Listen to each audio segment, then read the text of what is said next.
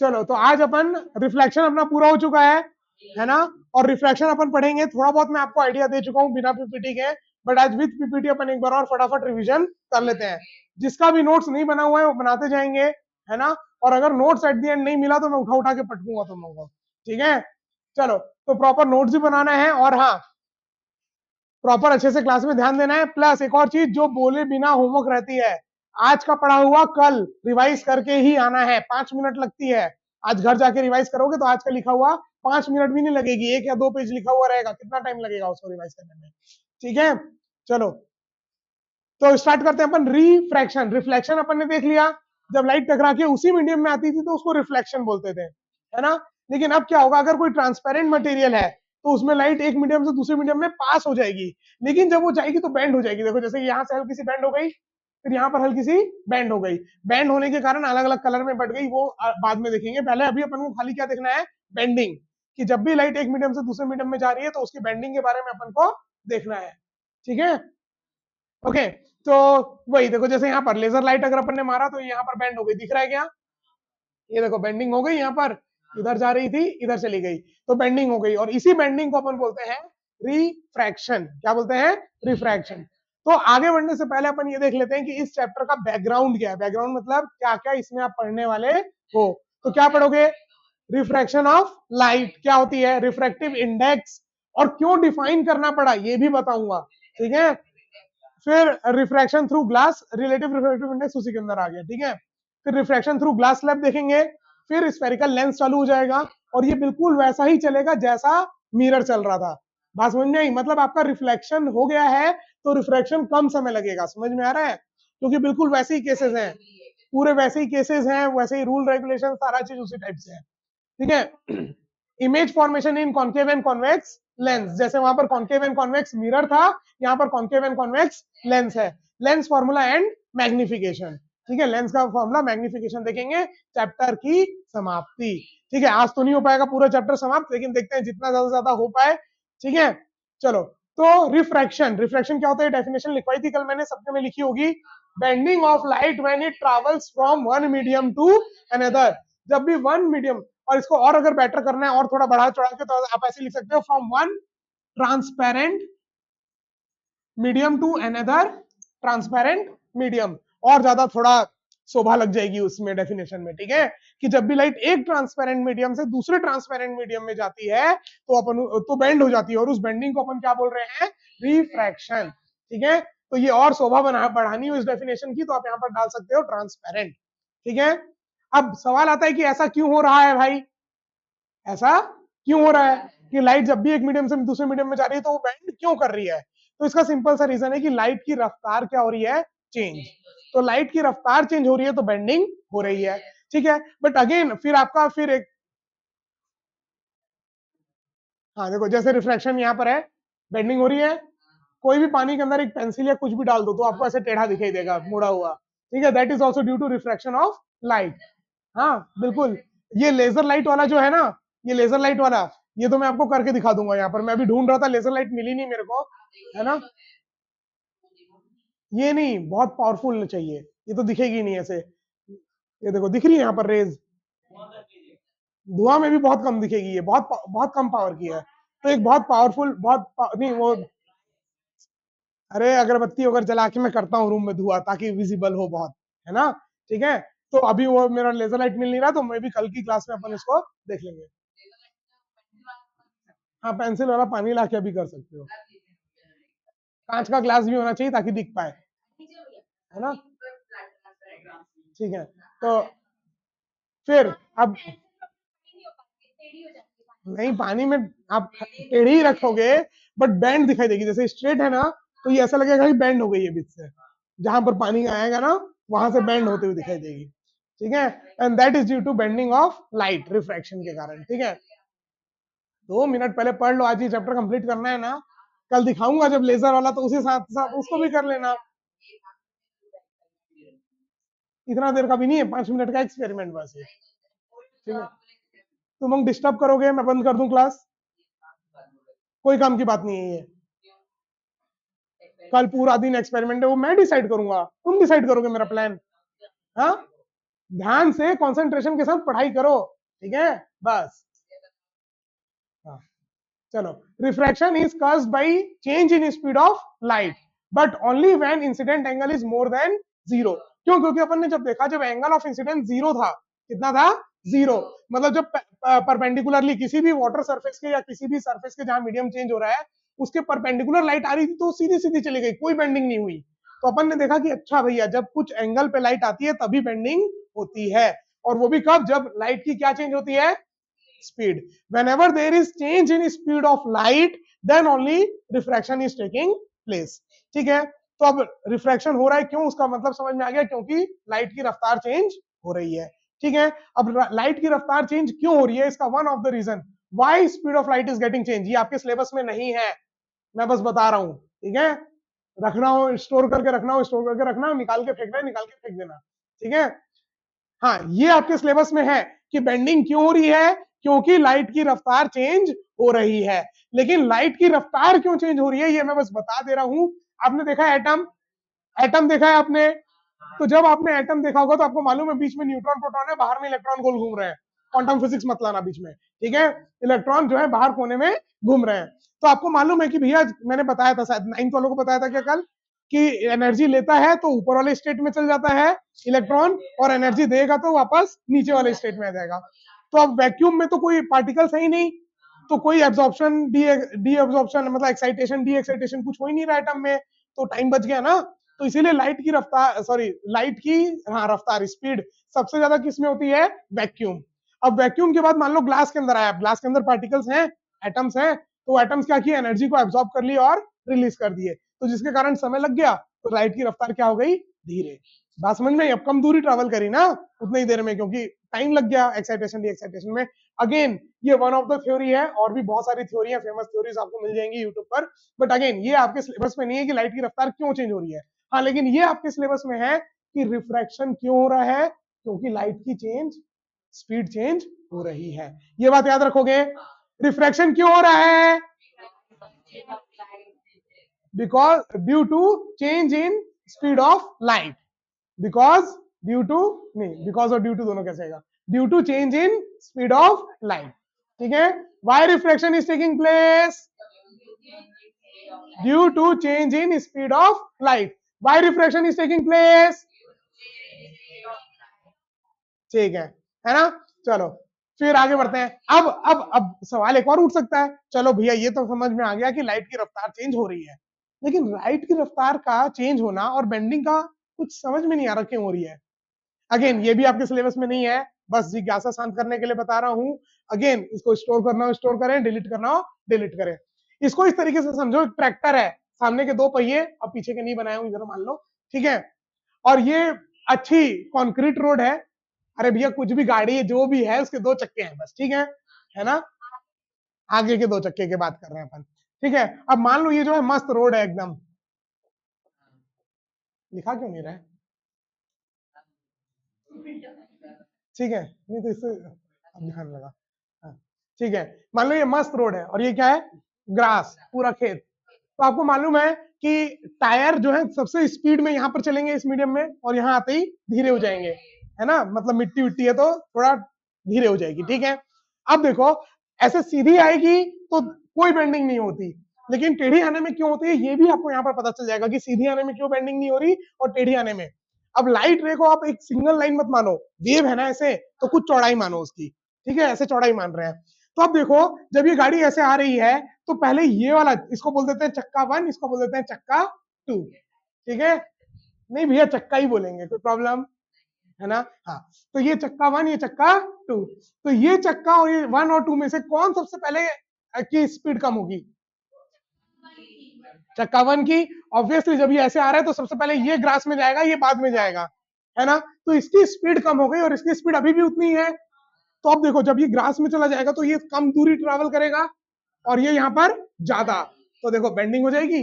कभी भी गाड़ी में देखियो, जो छोटी खिलौने वाली गाड़ी होती है उसमें जब भी टर्न करना होता है इधर उधर, तो उसमें कोई स्टेयरिंग नहीं होती है।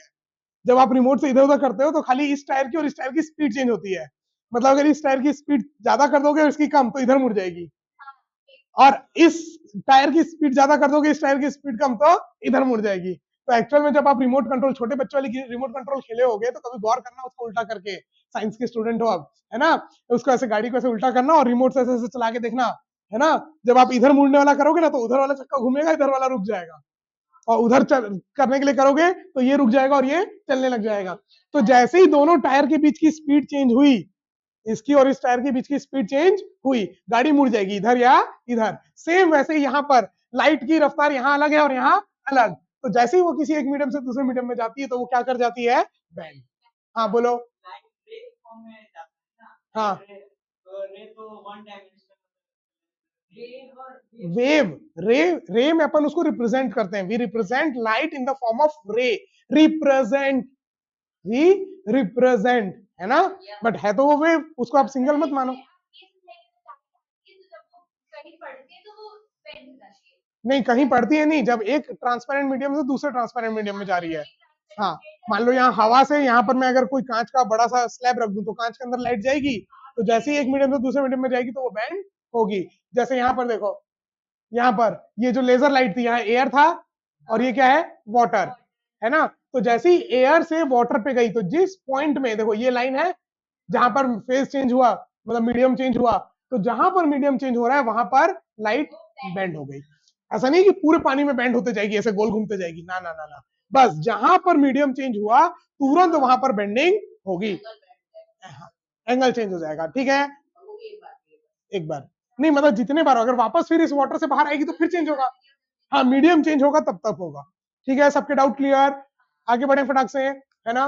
तो ये देखो ये आपके रीजन में नहीं है, ये भी आपके सिलेबस में नहीं है ना।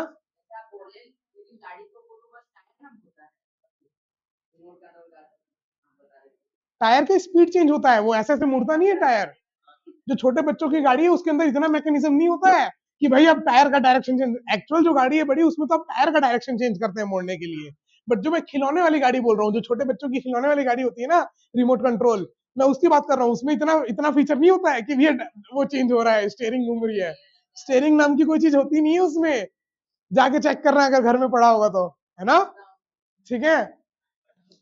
चलो अगर होगा तो कर ले आना, यहाँ दिखा भी देंगे। चलो ये तो कुछ ज्यादा डार्क हो गया, दिख भी रहा है। अरे अभी बड़ी मुश्किल से पूरा चेंज किया हूँ, बैकग्राउंड व्हाइट था सारा पीपीटी का, ब्लैक किया तो एक एक टेक्स्ट का कलर चेंज करना पड़ा, मुश्किल से जाके 15-20 स्लाइड्स का ही चेंज कर पाया हूँ, अभी बैठ के वही तो कर रहा था, ठीक है। जो मैं सोचा व्हाइट बैकग्राउंड में ना थोड़ा आंखों में वो होता है, तो मैं बोला ब्लैक बैकग्राउंड कर देते हैं, भले एक बार की मेहनत है, 100 स्लाइड्स है। यस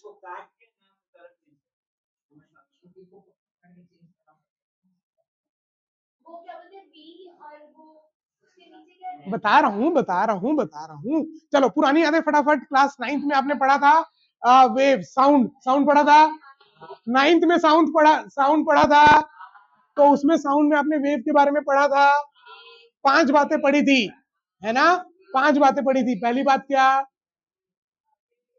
हाँ फ्रीक्वेंसी क्या होती है, कितनी वेव जनरेट हुई एक सेकेंड में, नंबर ऑफ ऑक्सीलेशन या number of wave generated in 1 second, एक सेकेंड में कितनी वेव जनरेट हुई, उसी को बोलते हैं अपन फ्रीक्वेंसी, एफ से डिनोट करते हैं, ठीक है। हाँ दूसरी बात, स्पीड ऑफ साउंड वहां पढ़ा था 9th में, यहां अपन पढ़ेंगे स्पीड ऑफ लाइट, ये दूसरी हो गई स्पीड ऑफ वेव, ये दूसरी कैरेक्टरिस्टिक हो गई। तीसरी, तीसरी एम्पलीट्यूड, तीसरी क्या थी, एम्पलीट्यूड, ये मेन पोजीशन से जो मैक्सिमम डिस्प्लेसमेंट है उसको क्या बोलते थे, एम्पलीट्यूड, क्या बोलते थे, एम्पलीट्यूड। चौथी चीज वेवलेंथ, एक वेव को कंप्लीट होने पर, यहां से यहां तक, सॉरी यहां से यहां तक एक वेव कंप्लीट हो गई तो ये जो दूरी है इसको बोलेंगे wavelength, denoted by lambda, denoted by lambda. पांचवी चीज, हाँ टाइम पीरियड, क्या बोलते हैं उसको, टाइम पीरियड, ठीक है ना, पूरा एक वेव को जनरेट होने में जो समय लगा उसको बोलते हैं टाइम पीरियड। हाँ ये वेवलेंथ, ये जो सिंबल है इस सिंबल को बोलते हैं लैम्डा, ठीक है। तो 5 चीजें हो गई, वी लैम्डा एफ टी और ए, ये 5 चीजें आपने क्लास 9th में पढ़ी थी, यस और नो, यस और नो, है ना। तो 5 चीजें कौन कौन सी, एक तो रफ्तार, जिस स्पीड से कोई भी वेव जा रही है, चाहे वो साउंड वेव हो चाहे वो लाइट वेव हो, वो हो गई स्पीड, क्या स्पीड, डिस्टेंस बाय टाइम, वो स्पीड। फ्रीक्वेंसी क्या है, एक सेकंड में कितना वेव जनरेट हुआ, कितना दूर गया, ये नहीं है। समझ में आया? फ्रीक्वेंसी अलग है। फ्रीक्वेंसी क्या बता रहा है, जैसे अगर मैं बोल रहा हूँ तो मेरे वॉइस की फ्रीक्वेंसी, मतलब एक सेकंड में ये जो वोकल कॉर्ड है कितने बार वाइब्रेट कर रहा है, उसका साउंड की रफ्तार से लेना देना नहीं है। बात समझ में आई? साउंड की रफ्तार तो मैं बताया था ना, मीडियम के ऊपर डिपेंड करती है, यहाँ का टेम्परेचर क्या है, ह्यूमिडिटी क्या है, कौन सी गैस है यहाँ पर, उसके ऊपर डिपेंड करेगी। नहीं, एक सेकंड में कितने बार कितनी वेव जनरेट हुई।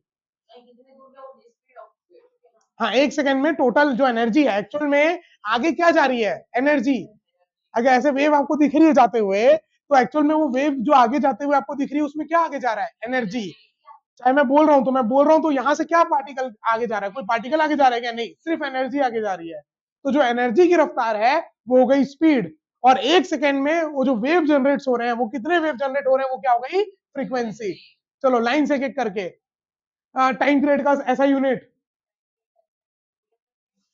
टाइम टाइम का ऐसा यूनिट सेकेंड्स, जब कर रहे हो। वेलोसिटी का ऐसा यूनिट, हाँ, मीटर पर सेकेंड। ठीक है। वेवलेंथ का ऐसा यूनिट, मीटर। लेंथ है तो उसका ऐसा यूनिट क्या हो गया, मीटर। फ्रीक्वेंसी का ऐसा यूनिट, जल्दी बोलो, कल सुबह पनवेल निकलना है। हाँ, हर्ट्ज। फ्रीक्वेंसी का ऐसा यूनिट क्या है, हर्ट्ज। और एम्पलीट्यूड की डिपेंड करेगा क्या चीज का एम्पलीट्यूड है, ठीक है, साउंड लाइट हो सकता है। फ्रीक्वेंसी का ऐसा यूनिट होती है हर्ट्ज, HERTZ। एच जेड से डिनोट करते हैं उसको, हर्ट्ज। ऐसा unit of frequency is hertz. Amplitude depend करेगा ना क्या चीज का है। वैसे जनरली अगर आपको पूछा जाएगा तो आप इसका मीटर बोल दोगे, नाइन्थ में जो आपको रटाया गया था वो मीटर। बट आप एम्पलीट्यूड क्या बताओगे, जब आप प्रेशर वेव बता रहे हो तो प्रेशर का यूनिट बताओगे पास्कल, डेंसिटी बताओगे तो डेंसिटी होगी। ये वाई एक्सिस में आप क्या रिप्रेजेंट कर रहे हो उसके ऊपर डिपेंड करेगा ना। बात समझ में आई? वो एक्सेलरेशन होता है मैडम। स्पीड या वेलोसिटी दोनों में मीटर पर सेकेंड है ना, दोनों रफ्तार, रफ्तार के लिए मीटर पर सेकेंड। एक्सेलरेशन, मीटर पर second square is a unit of acceleration. ठीक है, आगे बढ़े। चलो अब एक बात जो आप लोगों को एकदम दिमाग में घुसा लेनी है वो क्या है, when light travels from one medium to another then frequency remains same। क्या सेम रहता है, क्या सेम रहता है, याद रखना, जब भी लाइट हवा से ग्लास में जाए, ग्लास से हवा में, डायमंड में, कहीं पर भी जाए, फ्रीक्वेंसी सेम रहेगी, because frequency depends upon source. हाँ, लिख लो, जल्दी से लिखो, जल्दी से लिखो, नोट्स बनाओ। पूरा नहीं आते। नाइन्थ का कॉन्सेप्ट रिवाइज कर रहे हैं, wave, characteristics of wave. Characteristics of wave वैसे पूरा नहीं आता की जगह अगर डेफिनेशन डालनी है। कैरेक्टरिस्टिक्स नहीं, यहाँ पर तो खाली ये बताना था फ्रीक्वेंसी क्या होती है, तो मैं रिवाइज करा दिया पूरा एक बार। नहीं तो बोलते सर फ्रीक्वेंसी क्या होती है, तो मैं बोला भाई पूरा ही रिवाइज करा दो। हाँ, ये लैम्डा। तो जब भी लाइट एक मीडियम से दूसरे मीडियम में सुनो, हाँ, डायग्राम नहीं भी बनाओगे चलेगा, मेन ये लिखना है बस, ये नोट। लिखा क्यों नहीं रहा है ना? अच्छा, ये इधर नहीं लिखाता है ज्यादा, अच्छा, ये इतना एरिया में नहीं लिखा रहा है, इधर लिखा रहा है। वेव। वैसे अगर ये पूरा नहीं भी लिखोगे तो चलेगा, ये पूरा नाइन्थ का टॉपिक था। आपको अभी जो याद रखना है वो ये, कि जब भी लाइट एक मीडियम से दूसरे मीडियम में जाती है तो फ्रीक्वेंसी सेम रहती है, क्या क्या चेंज हो जाता है, स्पीड और वेवलेंथ चेंज हो जाती है। ठीक है, ठीक है।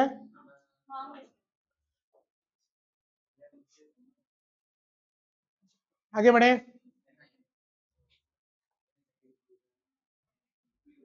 मैं सेव नहीं किया क्या, यहाँ पर डाला था,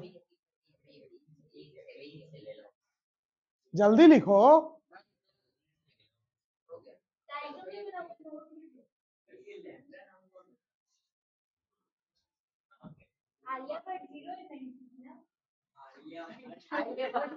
आर्यभट्ट, भाई साहब, आओ आओ यहाँ कैमरे के सामने आओ, आओ कैमरे के सामने आओ, आओ। आर्यभट्ट भी बोलेगा भाई। आलिया भट्ट ने जीरो इन्वेंट किया था, वाह आर्यभट्ट।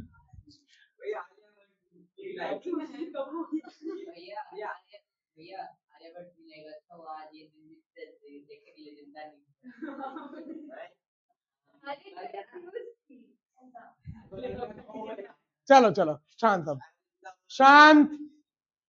एक बार में इंस्ट्रक्शन समझ में नहीं आता है। हाँ, आगे। अब आता है रिफ्रैक्टिव इंडेक्स, लेकिन क्यों डिफाइन करें भैया, उसके लिए पढ़ना पड़ेगा अपन को factors on which bending depends. Already बता चुका हूं मैं तुम लोगों को, है ना। एक बार और ध्यान से देख सुन लो। तो अपन ने देखा दो चीजें। पहला तो अपन ने देखा ये, है ना भाई साहब, पहला तो अपन ने देखा कि जब 90 डिग्री में लाइट आ रही थी मिरर से, मतलब एंगल आई जीरो था, एंगल आई कितना था, जीरो, तो कोई बेंडिंग नहीं हुई, सीधे सीधे चली गई। क्योंकि उसको गाड़ी वाले उससे भी समझोगे तो गाड़ी अगर ऐसे सीधी सीधी आ रही है तो दोनों टायर एक साथ उसमें धीरे होंगे, तो कोई बेंडिंग नहीं हुई। बेंडिंग कब होगी, जब एक टायर की रफ्तार कम और एक टायर की रफ्तार ज्यादा, ठीक है। तो इसीलिए जब भी 90 डिग्री में आ रही है तो बेंडिंग नहीं हो रही है। फिर अपन ने देखा एक्सपेरिमेंट से कि भैया एंगल आई बढ़ाते जा रहे हैं तो बेंडिंग बढ़ते जा रही है, मतलब पहले इतनी बेंडिंग थी, एंगल आई बढ़ा दिए तो यहां जाने की जगह लाइट यहां गई तो बेंडिंग बढ़ते गई, ठीक है। हाँ, उतना लगभग उसकी के पास बस। बाकी फॉर्मूला भी देखेंगे ना, कितनी बेंडिंग होगी, कितना रिफ्रैक्टिव इंडेक्स होगा, सब देखेंगे, टेंशन ना को लियो, ठीक है। हाँ, अब आगे, ये बात समझ में आई। तो अपन ने देखा कि एंगल आई जीरो तो बेंडिंग भी जीरो, और एंगल आई बढ़ते जा रहा है तो बेंडिंग भी बढ़ते जा रहा है। तो सबसे पहली बात अपन को जो पता चली कि भैया एंगल ऑफ इंसिडेंट के ऊपर बेंडिंग डिपेंड कर रही है। Bending is directly proportional to angle I. Angle I बढ़ेगा तो बेंडिंग बढ़ेगी, एंगल आई घटेगा तो बेंडिंग घटेगी।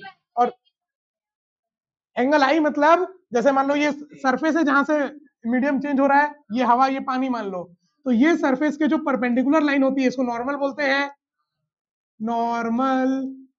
और रे मान लो इधर से आई, तो ये जो रे आ रही है और ये जो नॉर्मल, इनके बीच का जो एंगल होता है इसको बोलते हैं एंगल ऑफ इंसिडेंस, एंगल आई।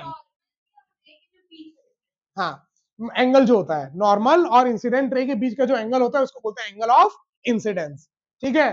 तो bending is directly proportional to angle of incidence, ठीक है। और दूसरी बात जो अपन को पता है, bending is directly proportional to change in speed of light, ठीक है। दूसरी बात क्या है, bending is directly proportional to change in speed of light, ठीक है। हाँ लिखवा, एक बार फिर से वापस से रिवीजन करा रहे हैं अपन, है ना।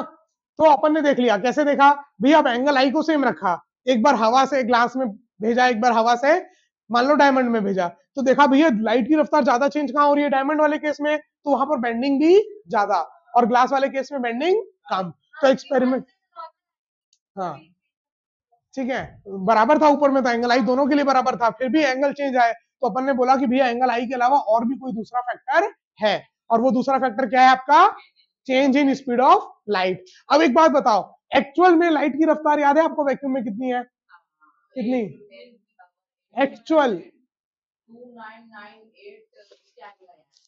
2,99,900 समथिंग कुछ ऐसे है, ठीक है। अब एक बात बताओ, अपन उसको भी अप्रोक्सीमेट करके याद करते हैं कितना, 3 लाख किलोमीटर पर सेकेंड। चलो ठीक है भैया, अब क्या हर मीडियम में इतनी बड़ी वैल्यू 8 डिजिट की वैल्यू याद करना पॉसिबल है, और क्या उसका कोई काम है, अपन को तो खाली इससे मतलब है ना, लाइट चेंज कितने टाइम्स हो रही है, आधी हो रही है, 0.75 टाइम्स कम हो रही है, कितने टाइम्स कम हो रही है, यही अपन को जानना है। 2,99,000, ठीक है, वो भी राउंड ऑफ किया है। चलो शांति शांति, आगे देखो, आगे आगे। एक आध बार किसी को पनिशमेंट मिलने की देरी है, फिर अपने आप डिसिप्लिन में आ जाएंगे। हाँ ठीक है क्या, तो अपन ने बोला कि भैया ना तो इतनी याद करने की अपनी क्षमता है कि अपन 8-8 10-10 डिजिट के स्पीड को याद करें हर मीडियम में, और ना ही इसका कोई रिक्वायरमेंट है। अपन को बेंडिंग पढ़नी है, रिफ्रैक्शन पढ़ना है, बेंडिंग पढ़नी है, और बेंडिंग पढ़ने के लिए खाली क्या चाहिए कि कितने टाइम्स रफ्तार चेंज हुई, वो रेशियो ही तो चाहिए। तो बोला इस रेशियो को याद करते हैं ना, इतनी बड़ी बड़ी वैल्यू को क्यों याद रखें, तो उसी रेशियो को नाम दे दिया रिफ्रैक्टिव इंडेक्स। क्या नाम दे दिया, रिफ्रैक्टिव इंडेक्स। अब कई बुकों में ये म्यू से दिया रहता है, कई में एन, तो आप लोगों के 10 सीबीएसई में तो एन ही लिखा होगा, एनसीईआरटी में, है ना, और डीवी वालों में भी वही लिखा होगा, लेकिन आईसीएसई वालों में हो सकता है म्यू दिया हो। क्या दिया है, म्यू दिया है ना। तो ये दोनों में से कोई भी आप सिंबल लिख सकते हैं, म्यू और एन।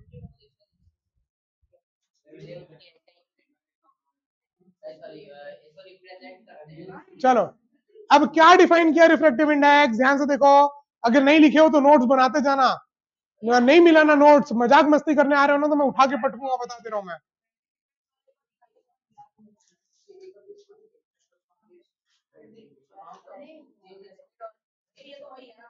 हाँ, चलो ये लिखना है डेफिनेशन।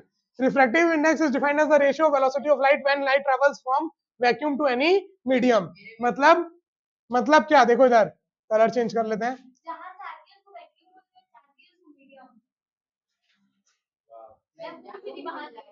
वैक्यूम मतलब मान, जैसे जहां कुछ नहीं है, मान लो सन और अर्थ के बीच में कुछ है, तो वो वैक्यूम। वैक्यूम मतलब एकदम खाली जगह। हाँ, वो एग्जांपल के हिसाब से मान लो, ठीक है। एक मीडियम से दूसरे मीडियम की बात कर रहे थे अपन, लेकिन अपन को मालूम है लाइट की रफ्तार सबसे ज्यादा कहाँ होती है, वैक्यूम। लाइट की रफ्तार सबसे ज्यादा कहाँ होती है, कहाँ होती है, ठीक है। इतना तेज बोलना कि माइक तक आवाज जाए, लेकिन बकवास करते समय नहीं। हाँ, वही बकवास करना ही क्यों है, लेकिन तुम लोग मानते कहाँ हो। चलो ठीक है, क्या तो मतलब अपन ने क्या बोला भैया, रिफ्रैक्टिव इंडेक्स या तो म्यू लिखो या एन, आपको जो लिखना है वो लिखो, ठीक है। उसकी वैल्यू अपन ने क्या बोला, speed of light in vacuum upon,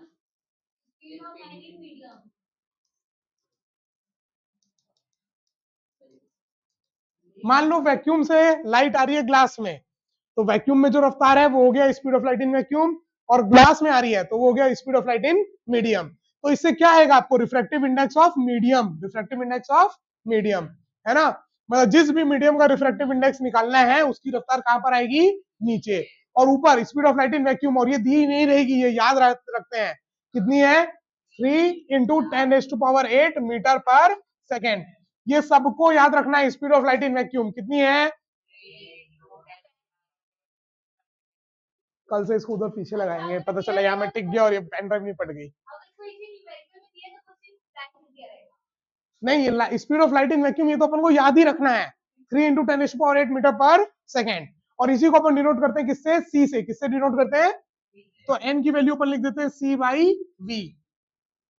हमेशा लाइट की रफ्तार वैक्यूम में किससे रिप्रेजेंट करेंगे, सी, है ना।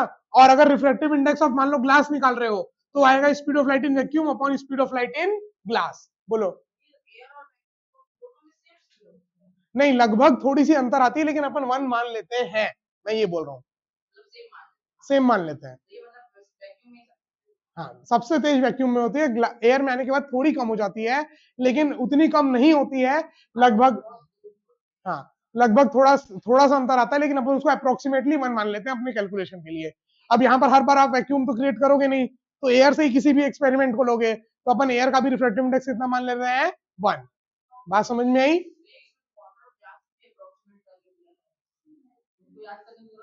स्पीड याद रखने की जरूरत है ही नहीं।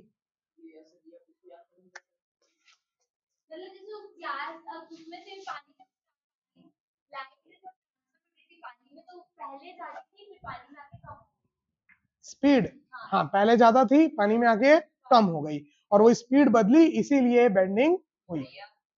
और वैक्यूम से इस दुनिया में किसी भी चीज में अगर लाइट जाएगी तो उसकी स्पीड कम ही होगी, क्योंकि वैक्यूम में तो मैक्सिमम है। हाँ बोलो, क्या बोल रहे थे।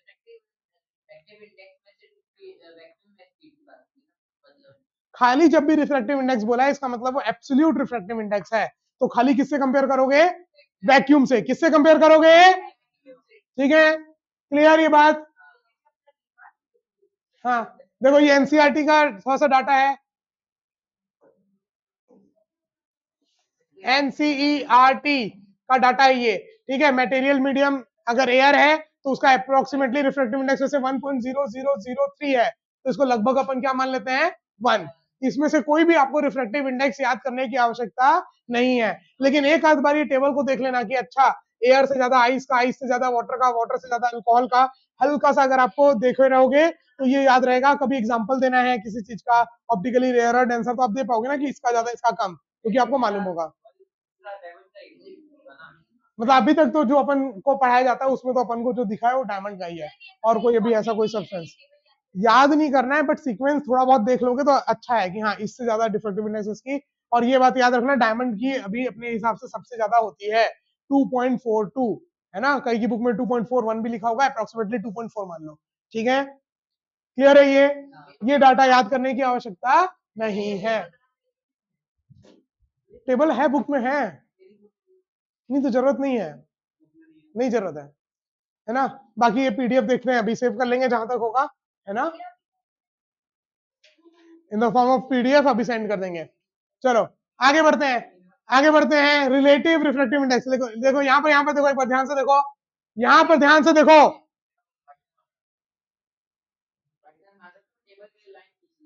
हो गया, लिख देना उसके बाजू में, लिख देना, कुछ नहीं होता है, ठीक है।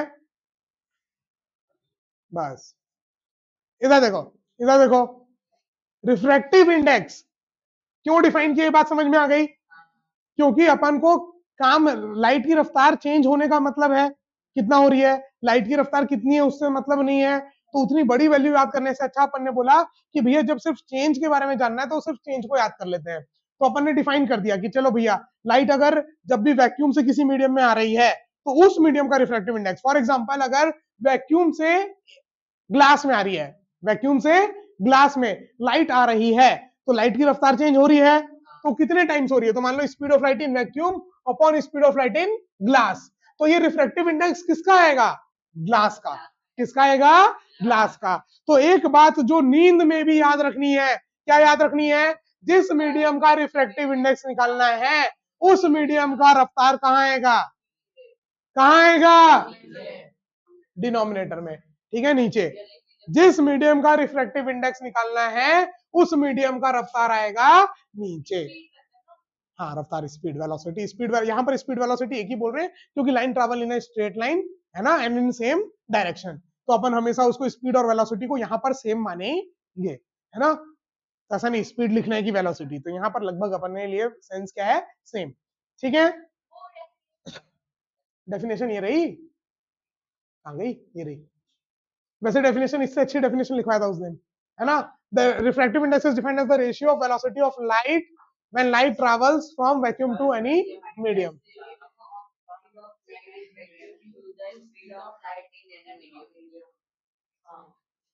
चलो ये वीडियो को मैं आज डाल दूंगा, है ना, सभी कोई शेयर कर देंगे अपने स्टेटस पे। नहीं तो इसको आज इसलिए तो पीपीटी प्रॉपर बनी हुई है ना, अब जिसकी पीपीटी नहीं बनी हुई थी, edumention.co.in।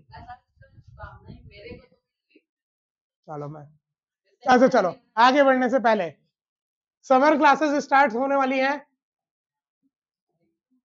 Summer classes for 10th class, 10th के लिए समर क्लासेस होंगी, एवरी डे 2 आवर्स की होंगी, जिसमें क्लास 10th का मैथ्स का 8 चैप्टर्स कंप्लीट कराया जाएगा, सारा इंपॉर्टेंट चैप्टर्स कंप्लीट कराया जाएगा। क्लास 10th का फिजिक्स कंप्लीट,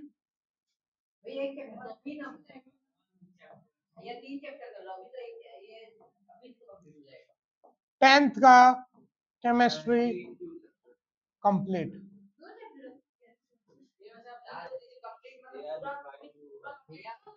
क्लास 10th आपका ये हो जाएगा सीजी बोर्ड के हिसाब से एंड सीबीएसई के हिसाब से कंप्लीट,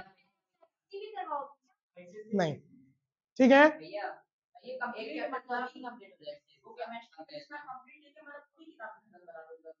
है कितना, इनकी एक ही किताब में सब है, फिजिक्स केमिस्ट्री बायो।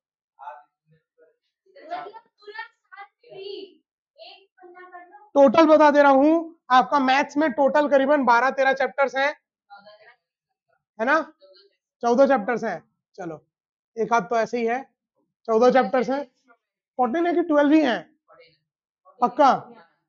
चलो ठीक है, तो मान लो 8 तो मैं मिनिमम बता रहा हूँ, मिनिमम जो कंप्लीट होंगे ही होंगे फिजिक्स में।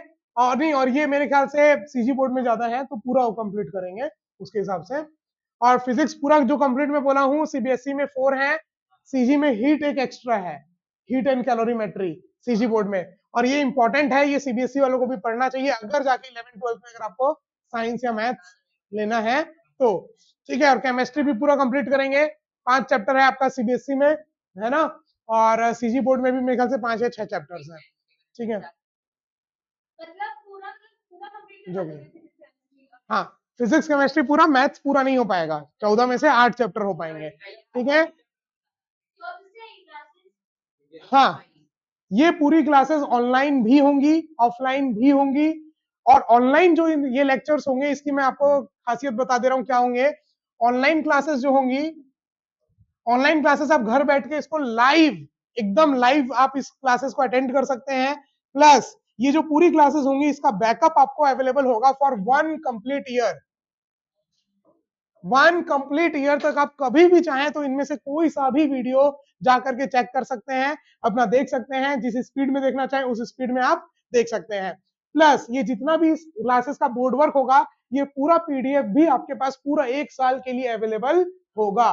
ठीक है, और ऑनलाइन वाले के लिए फीस मैं आपको इसका अलग से एक वीडियो बना के बता दूंगा कितने का होगा। और फॉर ऑफलाइन आप मुझे कॉल करके पता कर सकते हैं कि इसकी फीस कितनी होगी। आप कॉल कर सकते हैं 7066683000 पर। इस नंबर पर कॉल करके आप इसकी फीस पता कर सकते हैं। ठीक है, आगे बढ़ते हैं।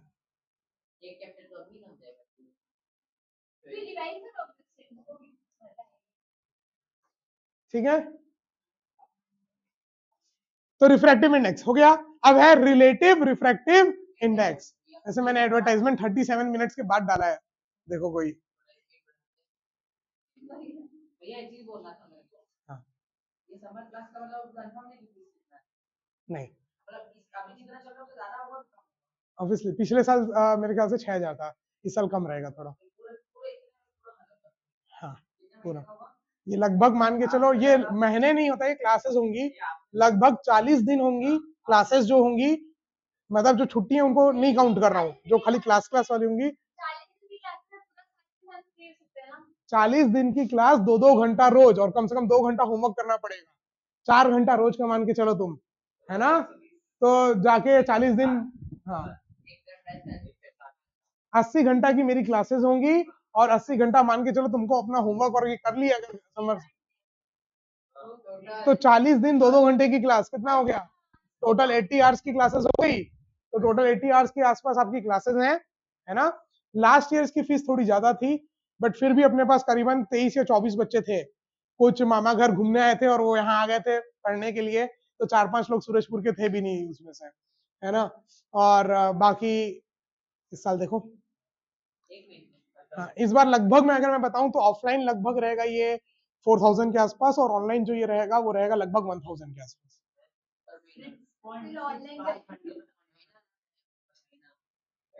पूरा कंप्लीट कोर्स, समर कोर्स। ठीक है,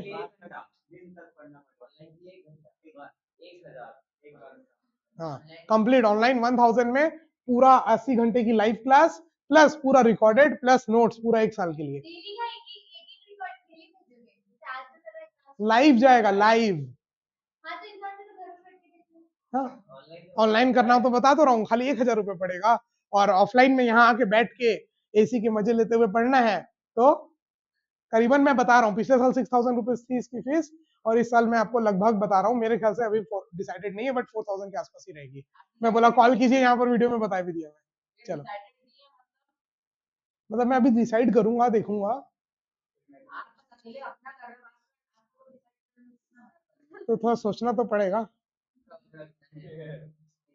हाँ,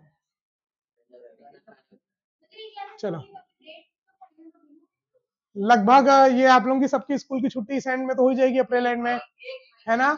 तो कोई भी ऐसा स्कूल नहीं होगा जो मई में स्कूल लेके जा रहा होगा, है क्या? कोई नहीं है तो, हाँ, और ये क्लासेस आपकी लगभग मेरे ख्याल से एकदम मॉर्निंग में तो नहीं, लेकिन अपन लगभग सोच रहे हैं कि 10 बजे के आसपास रखें, 10-11 बजे के आसपास, ठीक है, क्योंकि शाम को रोज में समर कैंप भी चलेगा बच्चों का, छोटे बच्चों का, तो इसलिए, है ना।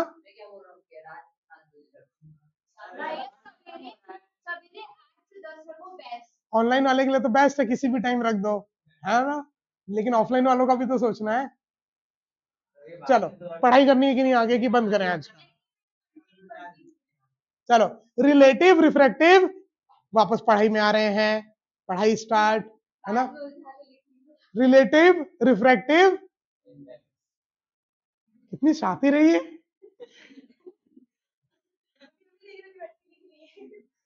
चलो, रिलेटिव रिफ्रैक्टिव इंडेक्स, तो भैया अपन ने अभी क्या दबाया हूं, दब गया क्या, है ना। तो अपन ने अभी देखा था एब्सोल्यूट, एब्सोल्यूट रिफ्रैक्टिव इंडेक्स। जब भी अपन वैक्यूम से कंपेयर कर रहे हैं, किससे कंपेयर कर रहे हैं, वैक्यूम, तो उसको एब्सोल्यूट रिफ्रैक्टिव इंडेक्स बोलते थे या नॉर्मल रिफ्लेक्टिव इंडेक्स। लेकिन आप वैक्यूम की जगह किसी एक मीडियम का दूसरे मीडियम से, फॉर एग्जांपल मान लो वाटर से ग्लास में रेज आ रही हैं, हो सकता है वाटर से ग्लास में रेज आ रही हैं, तो ये आपका हो गया मीडियम 1, ये हो गया मीडियम 2, ठीक है। तो अब अगर मेरे को रिफ्रैक्टिव इंडेक्स लिखना है, मेरे को अब अगर रिफ्रैक्टिव इंडेक्स लिखना है, रिफ्रैक्टिव इंडेक्स ऑफ ग्लास, किसका लिखना है, ग्लास का, किसके रेस्पेक्ट में, वाटर के रेस्पेक्ट में।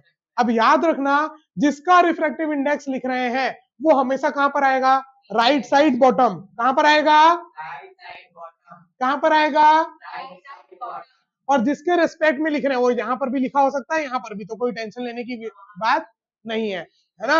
ऐसे भी लिखा हो सकता है W/G, इसका मतलब क्या है, refractive index of glass with respect to water. बात समझ में आई। एब्सोल्यूट मतलब भैया जब अपन वैक्यूम से कंपेयर कर रहे हैं ना, तो वो आपका एब्सोल्यूट या फिर नॉर्मल, खाली रिफ्रैक्टिव इंडेक्स भी बोलोगे मतलब वो एब्सोल्यूट ही है, एब्सोल्यूट है, ठीक है। मत हो लिखने को लिख सकते हो बस, ठीक है, बट जनरली आपको यही दोनों में दिखेगा, ये और ये, ठीक है क्या।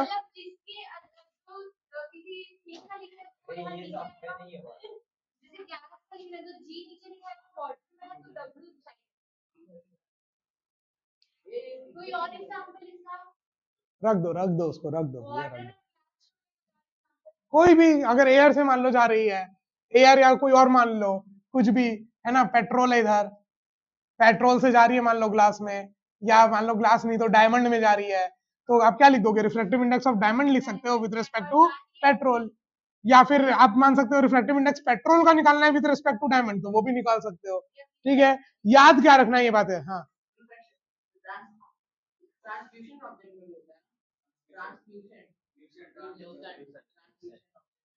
हाँ, अगर थोड़ी बहुत लाइट जा रही है जो, वो बैंड होकर के ही जाएगी, जितनी जा रही है, जितनी रिफ्लेक्ट होगी रिफ्लेक्ट, जितनी एब्जॉर्ब होगी एब्जॉर्ब।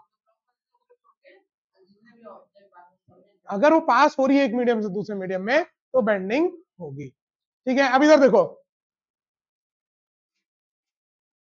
मान लो मैं लिख रहा हूं, ये है मान लो मीडियम 1, ये है मीडियम 2, अब मैं लिख रहा हूं refractive index of 2 with respect to 1, तो मान लो यहाँ लाइट की रफ्तार है v1, यहाँ पर लाइट की रफ्तार है v2, तो मैं क्या लिखूंगा, refractive index of 2 with respect to 1। देखो मैंने क्या बोला था, नींद में भी याद रखना है, क्या याद रखना है, जिस मीडियम का रिफ्रैक्टिव इंडेक्स निकालना है उसकी वेलोसिटी नीचे, उसकी वेलोसिटी नीचे, तो सेकेंड मीडियम की वेलोसिटी नीचे और फर्स्ट मीडियम की वेलोसिटी ऊपर। बात समझ में आई, ठीक है। ये v1/v2 इस डायग्राम के लिए है ना, ठीक है, याद रखना। तो जब भी, अब अगर मेरे को लिखना होगा refractive index of 1 with respect to 2, तो मैं क्या लिखूंगा, जिस मीडियम की रिफ्रैक्टिव इंडेक्स निकालना है उसकी रफ्तार नीचे। बात समझ में आई। ये क्या है, refractive index of 2 with respect to 1, तो v1/v2, और ये क्या है, refractive index of 1 with respect to 2, तो ये हो जाएगा v2/v1, ठीक है। और फिर मैंने आपको बताया था डिवाइड करके, मान लो मैं खाली इस मीडियम का एब्सोल्यूट रिफ्रैक्टिव इंडेक्स की बात करूं, तो खाली n1 लिखूंगा, जब मैं वैक्यूम से कंपेयर करूंगा तो ये n1 की वैल्यू क्या लिखूंगा, c/v1, यही लिखूंगा। फिर से रिपीट कर रहा हूं, ये मीडियम 1 है, जब 1 का 2 के साथ कंपेयर करना था तो ये लिखा। अब अगर मेरे को 1 का वैक्यूम से कंपेयर करना है, एब्सोल्यूट, एब्सोल्यूट लिखना है, तो मैं इस मीडियम का एब्सोल्यूट रिफ्रैक्टिव इंडेक्स क्या लिखूंगा? Speed of light in vacuum upon speed of light in medium. अभी पढ़े थे ना एब्सोल्यूट। एब्सोल्यूट क्या होता है? Speed of light in vacuum upon speed of light in medium. तो यहां पर इन दोनों में से एक हटाते हैं। कौन सा हटाएं बताओ? चलो ये हटा दिया।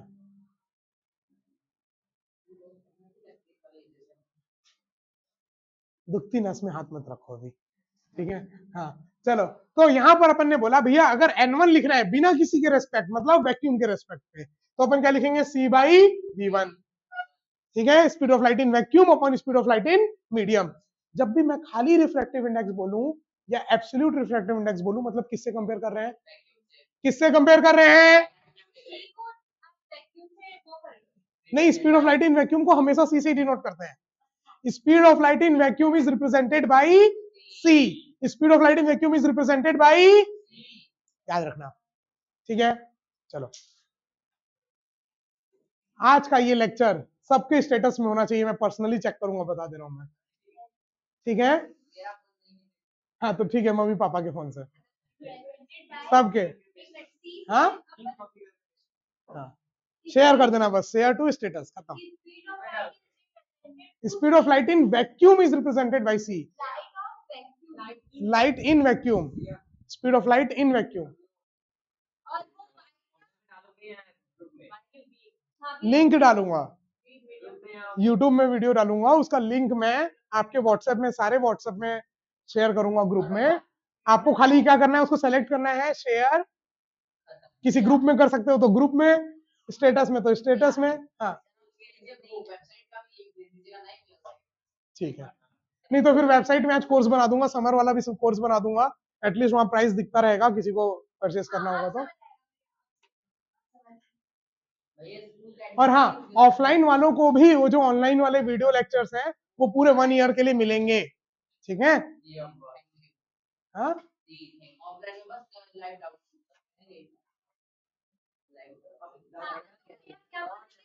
लाइव मतलब आपसे जो बातें होंगी वो एकदम रियल टाइम होंगी। यूट्यूब में जो क्लासेस होती हैं वो 5 सेकंड डिले होती हैं, मतलब मैं जो बोल रहा हूँ 5 सेकंड बाद यूट्यूब में दिखाई देगी लाइव क्लास। बट अभी जो अपन जिस ऐप से अपन क्लासेस लेंगे वो 100% रियल टाइम होगी। जैसे व्हाट्सएप कॉल करते हो, वीडियो कॉल, तो 100% रियल टाइम होती है, कोई डिले होता है नहीं, वैसे ही होगी। तो आपके जो कमेंट्स हैं वो यहाँ पर मेरे को स्क्रीन पर दिखते रहेंगे, है ना? तो प्रॉपर इंटरेक्टिव क्लास होगी। किसी दिन आपके एब्सेंट होने पर आपको डांट भी पड़ सकती है, ऑनलाइन एब्सेंट होने पर दोनों टाइम अटेंडेंस होगी, क्लास स्टार्ट होते समय भी और एक बार कभी भी बीच में।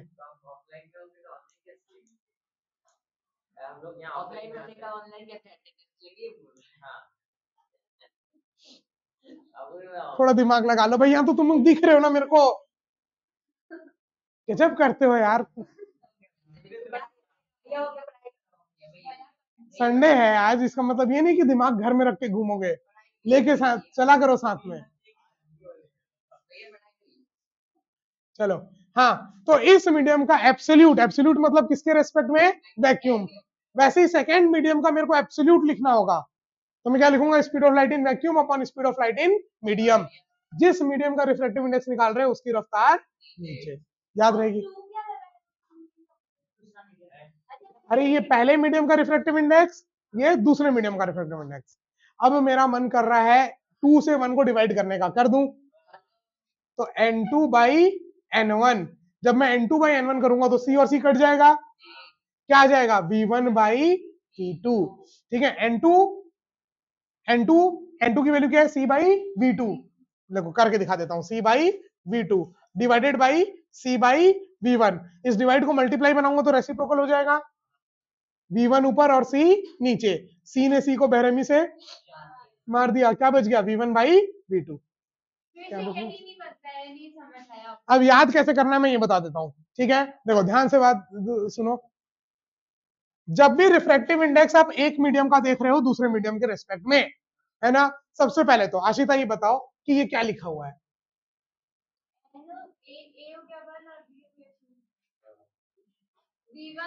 रिफ्रैक्टिव इंडेक्स ऑफ किसका, किसके रेस्पेक्ट में, ये बताओ। आशिता नाम है तुम्हारा, कल से आशिता बुलाऊंगा, बता दे रहा हूं मैं। अरे मैंने क्या बोला, राइट साइड नीचे में जो है इसका निकाल रहे हैं, तो अपन क्या बोलेंगे, refractive index of A with respect to B, यही तो पढ़ना था, है ना। राइट साइड नीचे में जो लिखा है उसका रिफ्रैक्टिव इंडेक्स निकाल रहे हैं, बात समझ में आई। और किसके रिस्पेक्ट में निकाल रहे हैं, जो उधर साइड दिया हुआ है, ठीक है, क्लियर। तो जब भी आप इसको वेलोसिटी के टर्म में लिखोगे तो बस ये याद रखना है, जिस मीडियम का रिफ्रैक्टिव इंडेक्स निकाल रहे हैं उसकी वेलोसिटी नीचे। लेकिन जब इसको आप रिफ्रैक्टिव इंडेक्स के टर्म में लिखोगे तो क्या लिखोगे, जिसका रिफ्रैक्टिव इंडेक्स निकाल रहे हो वो ऊपर। एक सेकंड, वेलोसिटी के टर्म में जब भी निकालोगे तो जिस मीडियम का रिफ्रैक्टिव इंडेक्स निकाल रहे हो उसकी वेलोसिटी नीचे, याद रहेगा। लेकिन जब आप रिलेटिव रिफ्रैक्टिव इंडेक्स को रिफ्रैक्टिव इंडेक्स के टर्म में लिख रहे हो, रिलेटिव रिफ्रैक्टिव इंडेक्स को रिफ्रैक्टिव इंडेक्स के टर्म में लिखोगे तो किसका रिफ्रैक्टिव इंडेक्स निकाल रहे हो, ए का विथ रिस्पेक्ट टू बी, तो ए का ऊपर बी का नीचे। बस ये याद रखना है कि जब वेलोसिटी में करोगे तब उल्टा करोगे, और जब रिफ्रैक्टिव इंडेक्स के टर्म में करोगे तो सेम, जिसका निकाल रहे हो वो ऊपर और जिसके रेस्पेक्ट में निकाल रहे हो वो नीचे। बात समझ में आ गई, सिर्फ यही रटना है बस मित्रों। ये इक्वेशन, ये चीज जो मैंने अभी बताई ये आपके दिमाग में बैठ जानी, और ये इतना क्लियर तरीके से इसीलिए बस बता रहा हूं भैया, क्योंकि मैं खुद अपने टाइम में इसमें बहुत कंफ्यूज हुआ करता था, जब मैं स्टूडेंट था, जब मैं छोटा बच्चा था, है ना। बट तुम्हारे जितनी बड़ी शरारतें नहीं करता था, है ना। तो वो क्लास 1 की बात है, वो क्लास 1 की बात है, ऐसे ऐसे बार बार रिपीट नहीं करते हैं, ठीक है। कहानी तो सबको सुनाई चुका हूँ मैं, वो मेरी क्लास 1 की कहानी किसी किसी और को। कैमरा ऑन क्या है अभी, अपन खुद खुली किताब है ना। Wear your flaws as a batch of honour so that no one can use it against you. समझ में आया मैं क्या बोला, वियर योर फ्लॉज, फ्लॉज आपके अंदर की जो कमी है उसको आप पहन लो as a batch of honour, अपने ऑनर के उसमें, ताकि कोई आपके अगेंस्ट उस चीज को यूज ना कर पाए। ये एक टीवी सीरीज है जिसका ये डायलॉग है, जब मैं इसको सुना डायलॉग को ना, मैं एकदम तब से आज तक याद है। हाँ, wear your flaws as a batch of honour so that no one else can use it against you. ठीक है, दिख रहा है मेरे को, ज्यादा अच्छे से दिख रहा है वो, ठीक है। तो वही, तो मेरे को तो बल्कि प्राउड लगता है अब ये बताने में भाई कि क्लास 1 में 6% था, और उससे देखो ट्रांजैक्शन आईआईटी जेई में 16 लाख में 12,800 रैंक। तो क्लास 1 में 6%, टीचर क्लास में आगे बुला के ये बोला था। हाँ, 10th में मैं एवरेज था, मतलब 9.2 सीजीपीए आया था, तो सीजीपीए था, उस पॉइंटर आ रहा था ना 1 से 10 के बीच में, तो 9.2 सीजीपीए। नहीं, मैं मेरा जो डेवलपमेंट हुआ 9th-10th में ही हुआ। 9th में मैं जब गया पहली बार डीपीएस बिलासपुर, मेरा लगभग, हाँ, 65 के आसपास परसेंटेज आया हाफ ईयरली में, फाइनल तक 75, मतलब 10-10% बढ़ा। फिर 10th में आया, 10th के हाफ ईयरली में लगभग 85, और फिर फाइनल में लगभग 88-90 के आसपास। नहीं मतलब मैं 9th में जब गया तब उतना नहीं पढ़ता था, फिर वहां जाके थोड़ा इंटरेस्ट आ गया, कुछ लोगों ने चढ़ा दिया, पूरे हॉस्टल में, पूरे डीपीएस बिलासपुर के हॉस्टल में मेरे को ओम्स के नाम से जानते थे। आज भी डीपीएस के जो मेरे फ्रेंड्स हैं मेरे को फोन करके ओम्स बोलते हैं, और ओम्स कैसा है। तो क्योंकि क्या होता था हमारे हॉस्टल में, चलो कहानी सुनाई देता हूँ, फोन रखना अलाउड था नहीं। अब था क्या, जो नीचे में वो नहीं लगता था नाइट लैम्प, उसके लिए वायर गया हुआ था बेड के पीछे। तब मैं क्या करता था, बेड सरकाए, बेड खोले, और बेड खोल के वो तार को छिल करके, लाइव वायर को छिल करके, उस समय क्लास 10th में मैं लोगों के वो कनेक्ट करता था चार्जर छुपाने के लिए, कि वहीं पर अंदर बोर्ड के अंदर चार्जर और फोन, है ना। तो वहां पर मैंने वो तार ऐसे छीला, जोड़ा, तो उस कारण से मेरे को पूरे हॉस्टल में क्या बोलते थे, ओम्स। मेरे को आज भी वहां के सारे दोस्त लोग जो है वो ओम्स के नाम से जानते हैं, है ना, ओम्स लॉ वाला ओम्स, है ना। क्या,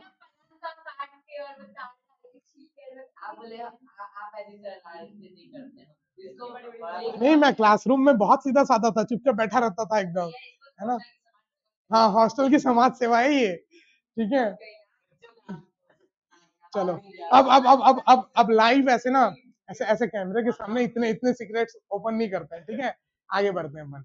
ये बात समझ में आ गई, ठीक है। रिलेटिव नॉइस लिखना है तो लिख लो फटाक से डेफिनेशन।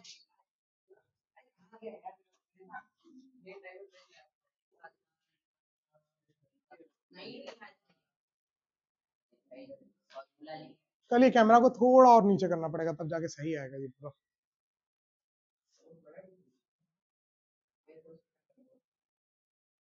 बट मैं इसको छेड़ना नहीं चाहता हूँ, बड़ी मुश्किल से सेट हुआ है। उस दिन कितने बार मैं सेट हुआ है ये कैमरा।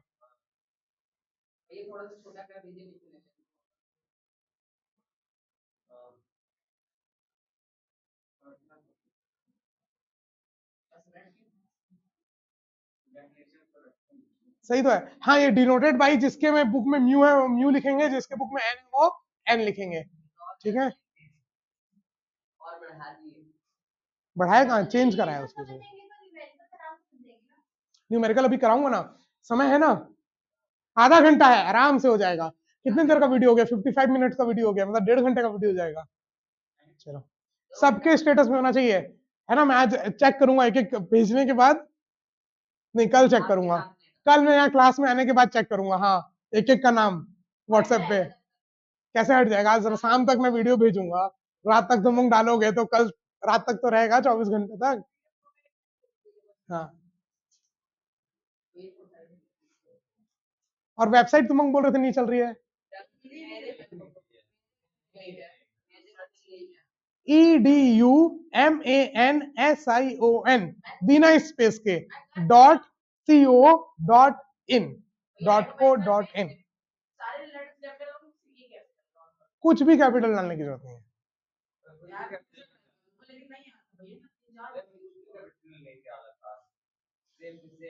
आगे बढ़े।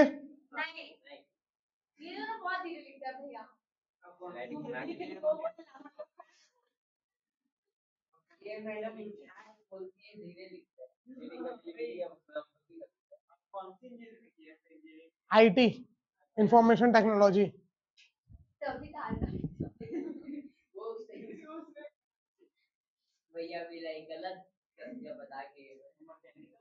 क्या चीज,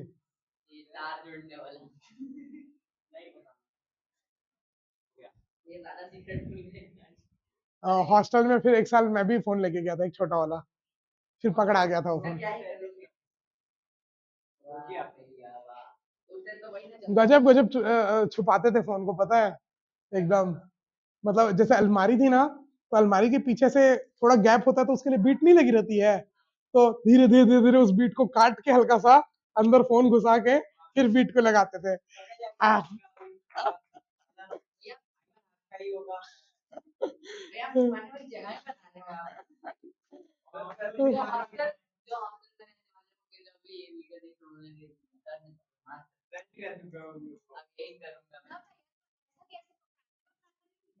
पढ़ाते थे ना, तो जब भी हो जाता था फोन देते ही नहीं थे, फिर घर वाले आते थे तब डांट पीट के देते थे।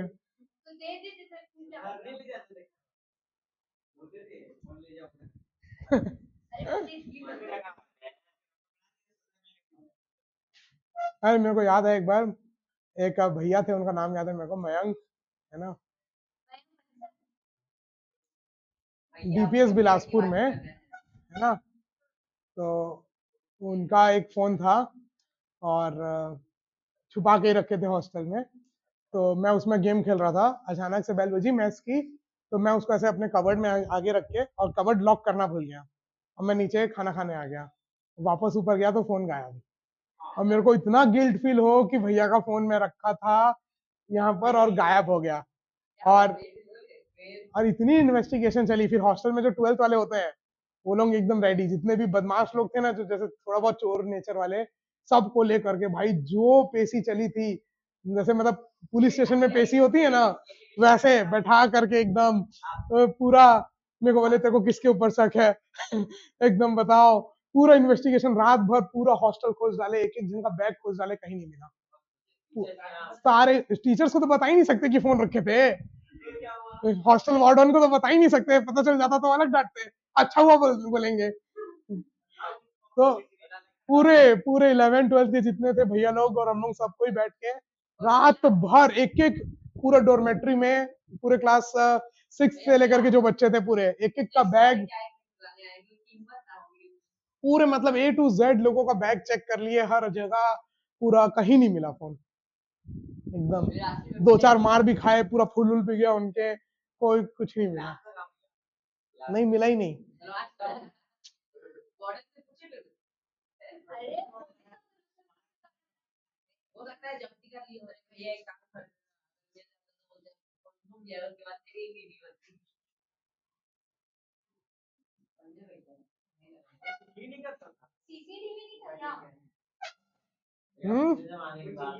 क्लासरूम मतलब रूम के अंदर थोड़ी CCTV कैमरा रहेगा, नहीं था उसमें।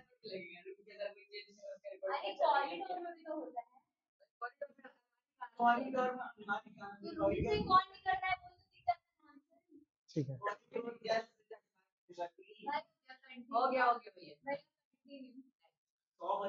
और होली के टाइम तो हॉस्टल में आप सो नहीं सकते हो, सुबह उठोगे ना आपका गद्दा उद्दा सब गिला बैलून वैलून से। होली का पूरा 1 सप्ताह का ड्यूरेशन चलता है, रात भर संभाल के सो दो। और आप अपने रूम को लॉक भी नहीं कर सकते, लॉक करने का ही नहीं था किसी भी रूम में, you can not lock your room, rule था। पूरा बॉयज हॉस्टल था ना अलग, नहीं तो वॉशरूम्स तो थे ना बड़े बड़े पूरे।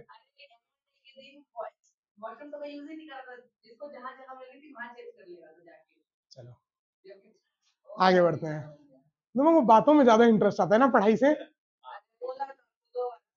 चलो तो रिलेटिव रिफ्रैक्टिव इंडेक्स बता दिया मैं, ठीक है। एक बार और बोल देता हूँ, A with respect to B हो जाएगा n of A upon n of B, वो हो जाएगा v of B upon v of ए।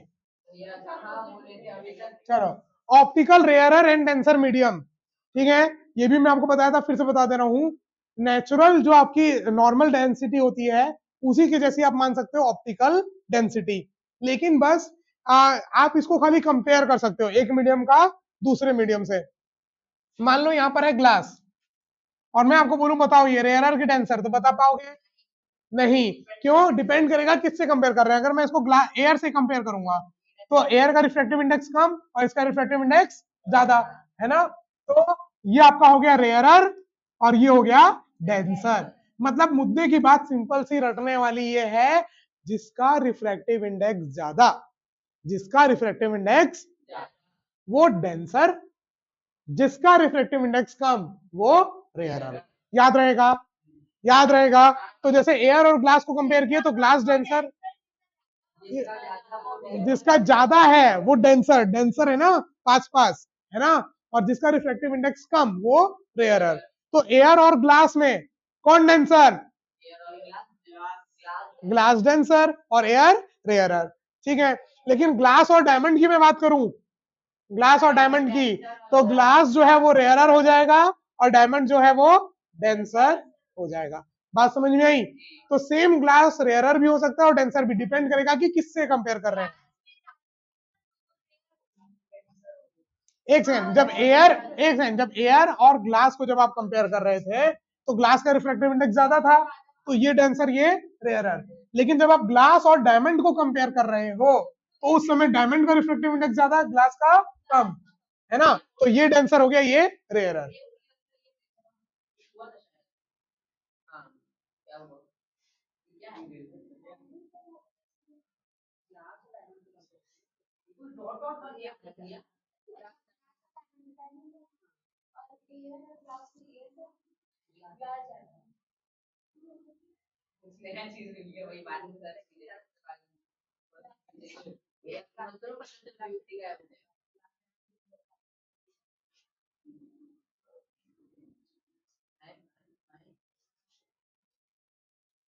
ठीक है, आगे थोड़े टर्म्स देख लेते हैं, नॉर्मल जैसे ही है सारे के सारे, ठीक है। तो थोड़े बहुत टर्म्स जैसे अपन ने पढ़े थे रिफ्लेक्शन में, तो ज्यादा टाइम वेस्ट नहीं होंगे इसमें, है ना। पॉइंट ऑफ इंसिडेंस, जहां लाइट आके गिर रही है उसको क्या बोलते थे? Point of incidence. ये सब लिखा हुआ भी है रिफ्लेक्शन वाले केस में, है ना। इसलिए जल्दी जल्दी, नॉर्मल, जिस पॉइंट में लाइट आके गिर रही है उस पॉइंट में सरफेस के जो परपेंडिकुलर लाइन होती है उसको क्या बोलते हैं? नॉर्मल।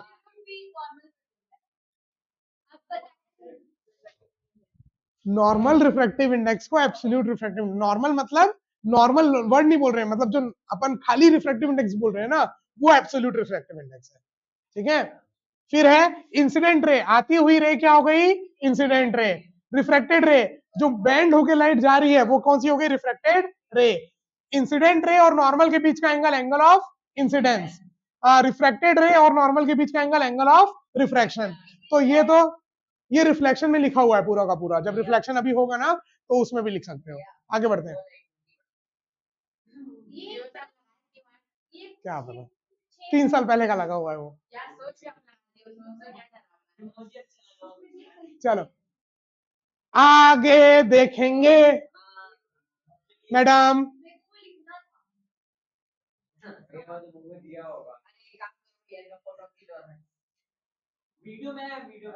वीडियो में है, राइट, गुड।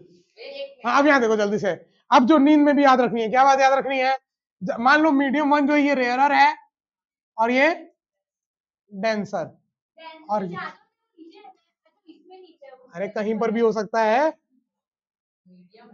ठीक है, वो तो मीडियम है दो, जहां पर लाइट आ रही है। अब जब भी लाइट रेयरर से डेंसर में आएगी, तो ये जाना तो यहाँ चाह रही थी सिंपल आगे, लेकिन जब भी रेयरर से डेंसर में आएगी तो ये नॉर्मल की तरफ बेंड हो जाएगी, याद रखोगे। देखो जैसे ही जाना यहाँ चाह रही थी सीधा सीधा, अब या तो इधर मुड़ सकती थी या उधर, तो नॉर्मल के तरफ मुड़ गई, नॉर्मल के तरफ। तो whenever light travel from rarer to denser medium, it bend towards the normal. whenever light travels from rarer to denser medium, it bend towards the normal। बात समझ में आई, याद रहेगा, नॉर्मल की तरफ मुड़ गई। अब जब भी लाइट डेंसर से रेयरर जा रही है, तो जाना तो यहां चाह रही थी ये, लेकिन अब ये नॉर्मल से दूर मुड़ जाएगी, मतलब इधर मुड़ जाएगी। बात समझ में आई, जब भी डेंसर से रेयरर आ रही है, भारी से हल्के मीडियम में, तो वो नॉर्मल से दूर भागेगी, अवे फ्रॉम नॉर्मल। और जब भी हल्के से भारी में आ रही है, तो नॉर्मल के तरफ भागेगी। बात समझ में आई, पक्का, ठीक है। तो ये लिखा हुआ है इनके कॉपी में, यहाँ पर लिखा था मैंने वैन, मैं अब दोबारा दोबारा नहीं लिख रहा, कल ही तो लिखा था। When light travels from rarer to denser medium, it bends towards the normal. When light travels from denser to rarer medium, it bends away from the normal। ठीक है,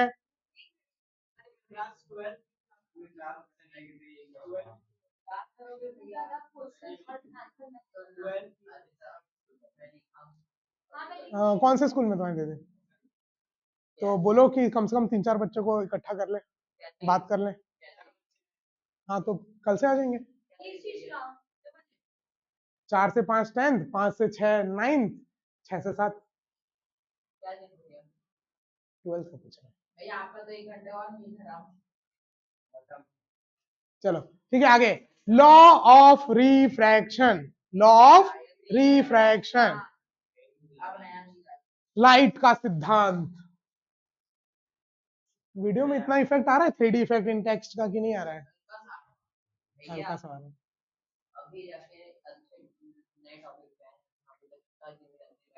चलो लॉ ऑफ रिफ्लेक्शन, सेम जैसे reflection पढ़े थे वैसा ही refraction, incident ray, normal and reflected ray, all line same plane.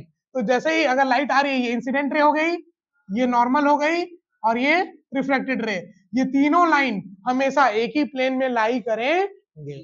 तो ये तो सेम है उसी के जैसा, ये तो याद भी हो गया होगा, incident ray, normal and reflected ray, all lie in same medium, all lie in same medium, sorry same plane, sorry same plane। ठीक है, आगे नेक्स्ट, लिख लो लिख लो लिख लो लिख लो। 1 घंटा 9 मिनट का वीडियो हो गया। हाँ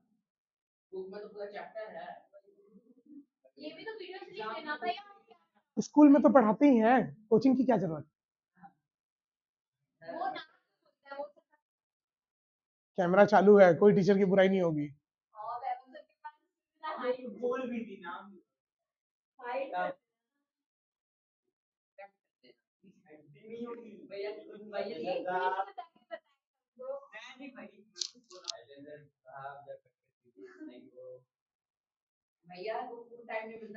अगर एडिटर बैठा होता तो मैं इतना महंगा कैमरा क्यों लेता, ऑटो एडजस्ट होने वाला।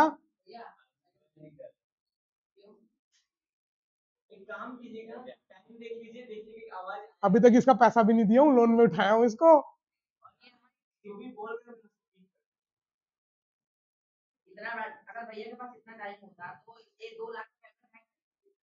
कैमरा 2 लाख का नहीं है, कैमरा 1 लाख से भी कम का ही है वैसे। 2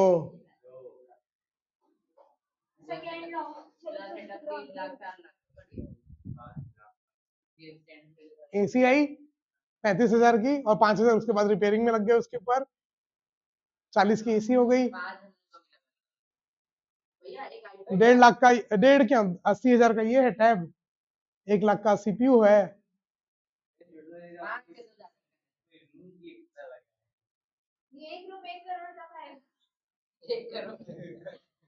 दो 3 4 5 मैक्सिमम 6 लाख ये रूम में टोटल स्टूडियो सब मिला के।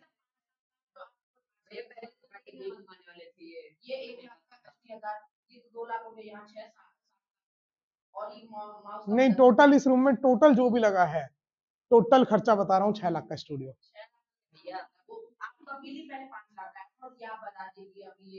नहीं, ये 2 का है और ये 1 का, तो ये 3 लाख का है ये भी। नहीं तो और भी था ना, एक और बोर्ड था ना। चलो आगे बढ़े, तो लिखने तुम लोग ही तो बोले लिखना है। चलो, law of reflection, second law क्या बोलता है, द रेशियो ऑफ साइन, ये वही साइन है भैया, ट्रिग्नोमेट्री वाला साइन, SINE, ये मत बोल देना ई कहां से आ गया, ठीक है। साइन जो ट्रिग्नोमेट्री में साइन थीटा अगर पढ़े हो ना, ट्रिग्नोमेट्री वही साइन है। तो ratio of sine of angle of incident to the sine of angle of refraction is always constant and is called reflective index of the second medium with respect to the first medium. मतलब देखो, सुनो अब यहाँ सुन लो भैया, फिर लिखना, सुन लो पहले।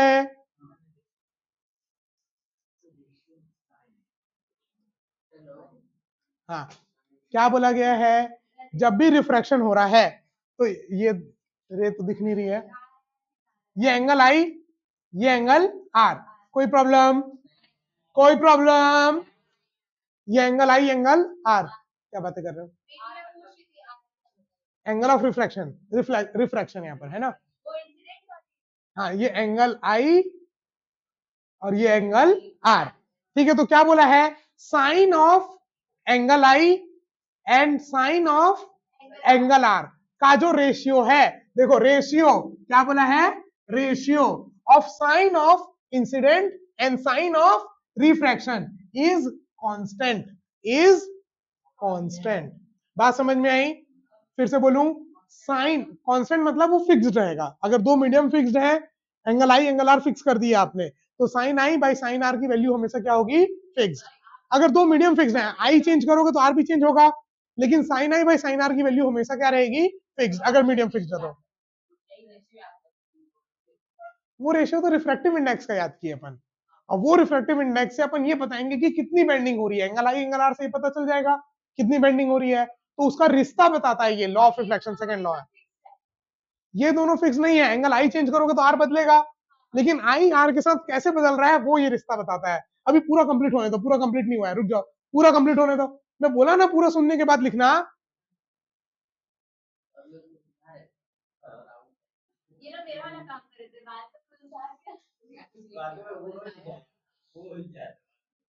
Online ही बच्चे ठीक है, चलो। Angle I by sine of angle I upon sine of angle R constant रहेगा, और वो कांस्टेंट कितना होगा वो भी बताया है आगे, पूरा पढ़ाने दोगे, क्या बोला है उसके आगे, and is called refractive index of second medium with respect to the first medium. मान लो ये मीडियम 1 है, ये मीडियम 2, तो ये कांस्टेंट क्या है, refractive index of second medium with respect to the first medium. हाँ, जहां पर आर है, और वन अभी भी कंप्लीट नहीं हुआ है, रुक जाओ, सुन लो पूरा, रुक जाओ मैडम, इधर पूरा सुन लो। अब देखो, n2 बाई n1 को मैं लिख सकता हूं n2 by sorry n2 with respect to 1 को लिख सकता हूं n2 बाई n1। अब मैं इसको क्रॉस मल्टीप्लाई करना चाहता हूं, कर सकता हूं, तो n1 into sine I is equal to n2 into sine R. मैं इसको ऐसे याद रखता हूं, n1 into sine I is equal to n2 into sine R. मतलब यहां का रिफ्रैक्टिव इंडेक्स इंटू यहां का एंगल, साइन ऑफ यहां का एंगल इक्वल टू यहां का refractive index into sine of यहां का एंगल। और इसी को सेकेंड लॉ को ही इसको बोलते हैं स्नेल्स लॉ। क्या बोलते हैं? क्या बोलते हैं? मतलब n1 sine I is equal to n2 sine R. पहले मीडियम का refractive index into sine of वहां का एंगल इज इक्वल टू दूसरे मीडियम का refractive index into sine of वहां का एंगल। n1 n2 छोड़ो ना, जिस मीडियम का रिफ्रैक्टिव इंडेक्स ले रहे हो इंटू साइन ऑफ वही का एंगल इज इक्वल टू फिर दूसरे मीडियम का इक्वल टू तीसरे मीडियम का, जितने मीडियम का करना है कर सकते हो।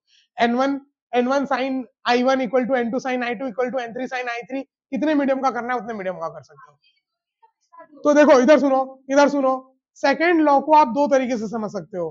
पहला कि sine I by sine R हमेशा कांस्टेंट होगा, है ना, और उसकी वैल्यू किसके बराबर होगी? Refractive index of second medium with respect to first medium.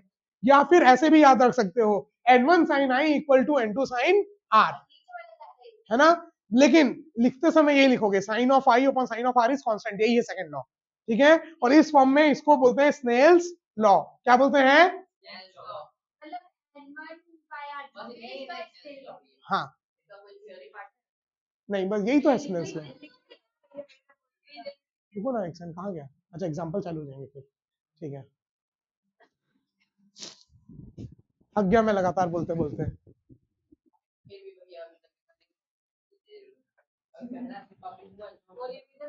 1 घंटा 16 मिनट हुए अभी, उसमें भी तो तुम लोग डाउट आ रहे थे।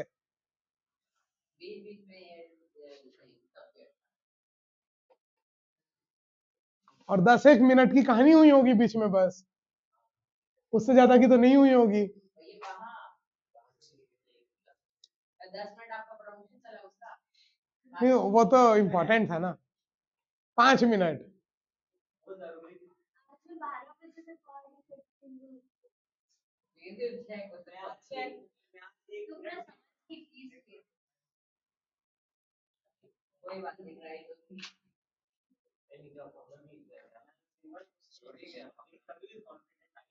जी बिल्कुल।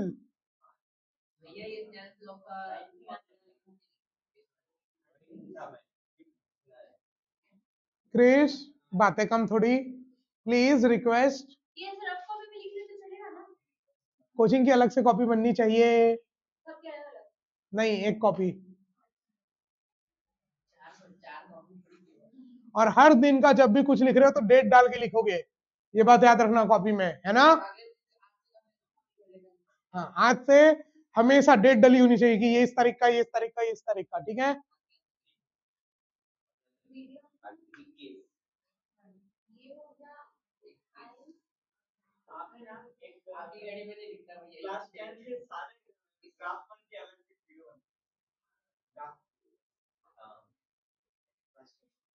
ग्राफ थोड़ी है।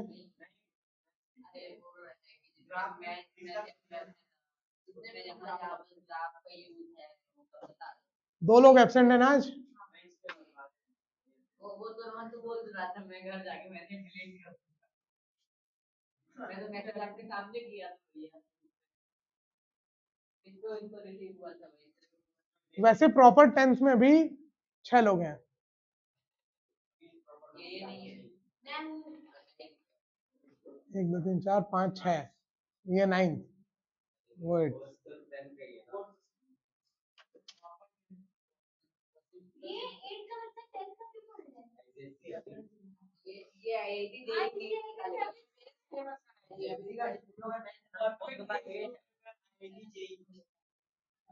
और आईटी जेई के लिए इतना आगे जाना ही पड़ेगा। 8th में आपको 10th का पूरा कंप्लीट करना पड़ेगा, एटलीस्ट फिजिक्स और मैथ और केमिस्ट्री।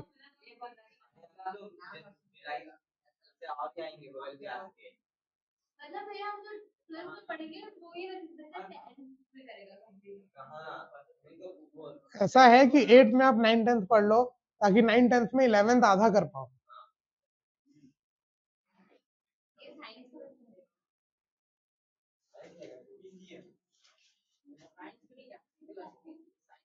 मैथ्स।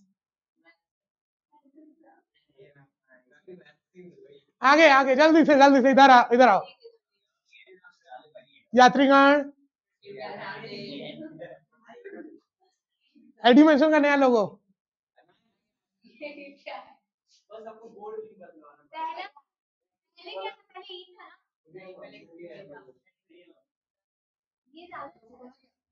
आईडी मेंशन करने हैं लोगों। आईडी मेंशन तो साइड में लिखा रहेगा, लोगों में अभी वैसे ही है।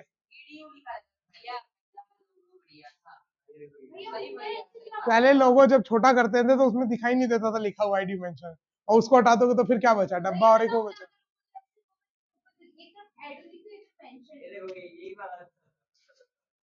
अभी ये प्रिंट होगा तो देखना।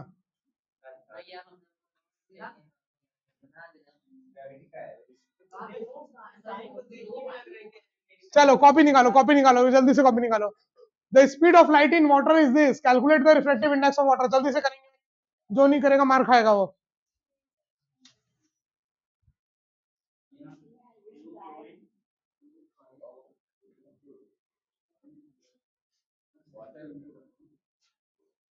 लाइट की रफ्तार पानी में दी हुई है। अच्छा, 108 नहीं है, 10 की पावर 8 है ना, 10 की पावर 8 मीटर पर सेकेंड। टाइपिंग मिस्टेक है।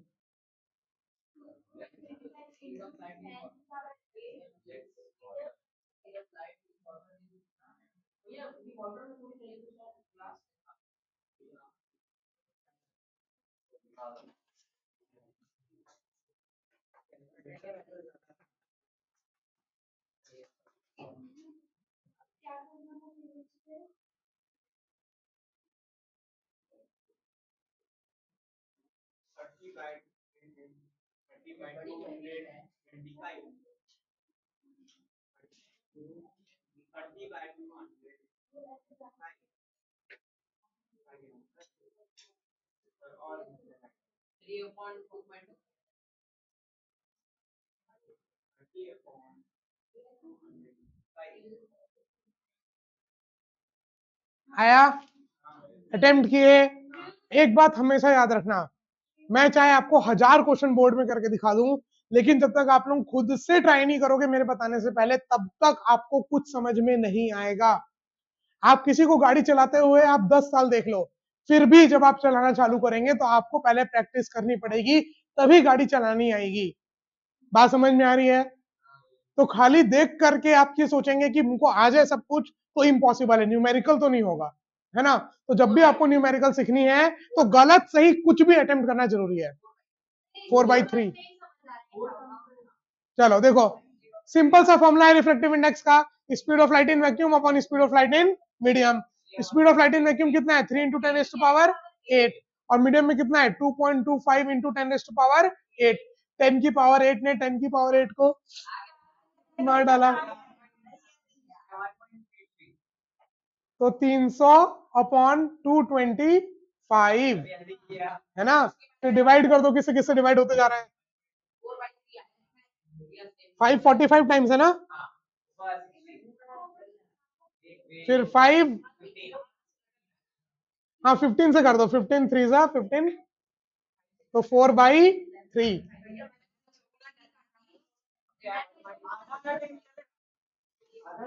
अगला सवाल आपके कंप्यूटर स्क्रीन पर ये रहा, a ray of light traveling in air falls on the surface of water, the angle of, कहां ध्यान था, तो 4/3 तो आया,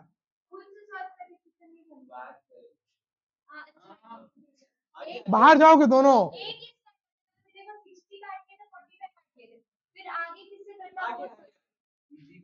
A ray of light traveling on air falls on the surface of water. The angle of incidence is 60° with the normal to the surface. The refractive index of water is 4/3. Calculate the angle of refraction. Sine की value याद है, sine cos time की सारी तीन ही value तो याद करना है, 1/2, 1/√2, √3/2। Maths is the language of physics, physics की लैंग्वेज है math, the language of physics is maths.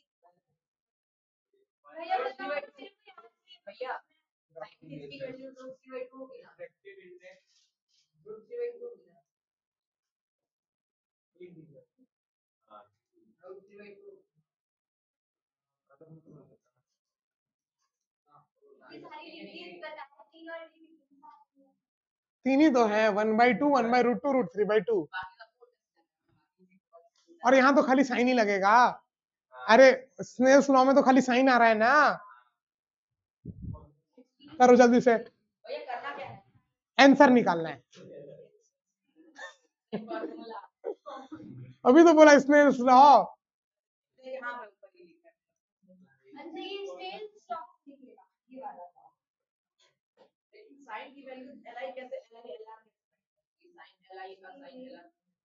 L I तो दिया है, एंगल ऑफ इंसिडेंस 60 और एंगल ऑफ रिफ्लेक्शन तो निकालना है। एल आर नहीं है, वो एंगल आई है और एंगल आर है। एल आर मैं भी कंफ्यूज हो गया क्या बोल रहा है ये।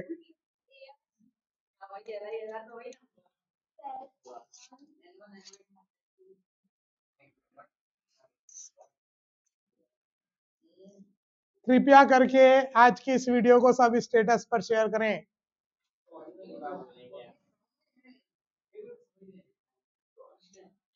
इसमें ऐसा बोले ना कि जो रे है वो पानी में ट्रांसफर हो रही है, एयर से पानी में ट्रांसफर हो रही है, जा रही है, ट्रैवल कर रही है। हाँ, तो इंसिडेंस से वो 60 में कर रही है और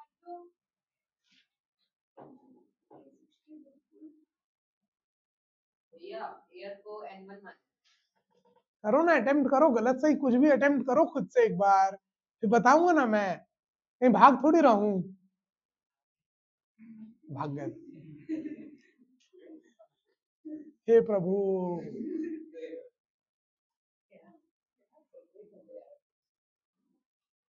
हे प्रभु उठा ले रे, मेरे को नहीं रे बाबा।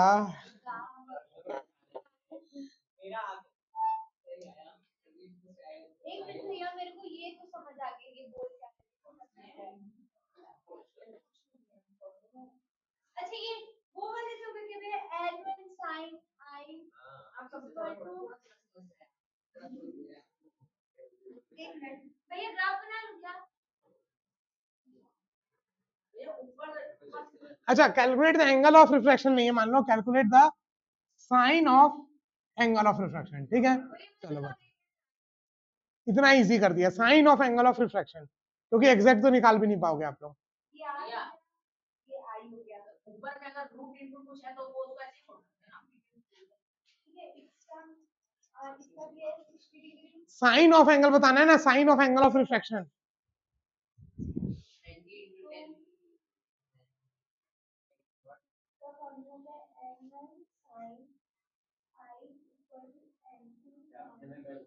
भैया देखो मैं आधा अपने से लिए ग्रीन से आगे बनना।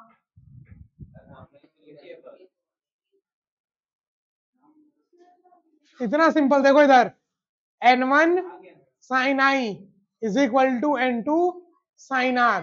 एयर है मतलब n1 कितना 1, साइन i कितना है 60 is equal to n2, n2 कितना है,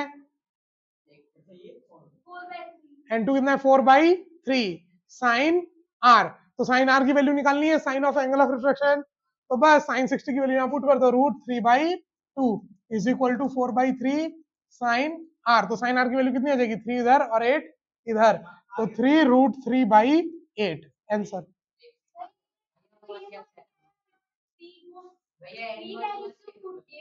एयर का रिफ्रैक्टिव इंडेक्स मान लो, हमेशा बताया तो था, हमेशा एयर का रिफ्रैक्टिव इंडेक्स कितना लोगे 1, हमेशा ये दिया नहीं रहेगा, एयर का रिफ्रैक्टिव इंडेक्स हमेशा कितना होगा 1, N of air is 1, air का रिफ्रैक्टिव इंडेक्स 1।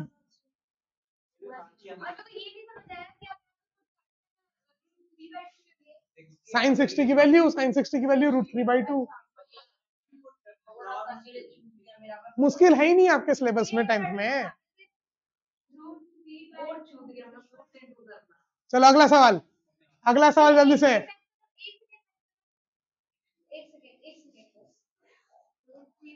एक दो, वो अलग है, वो दूसरा गिरा है। ऊपर धूप पड़ रही है ना, हीट, तो पिघल पिघल के गिर रहा है। उससे चिपका हुआ था। वीडियो रिकॉर्ड आ रहा है।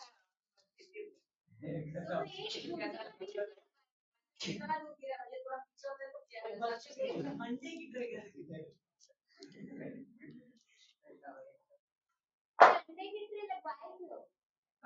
नाइन्थ पढ़ के आए हो ना? नाइन्थ में तो है साउंड चैप्टर, उसमें है तो hard substance are good reflector and soft objects are good absorbers of sound. Ninth में है तो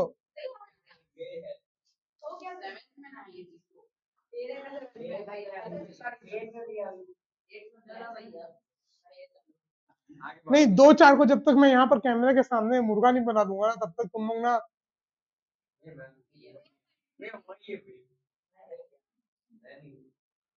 फिर अभी क्या जरूरत थी किसी को पॉइंट आउट करने की?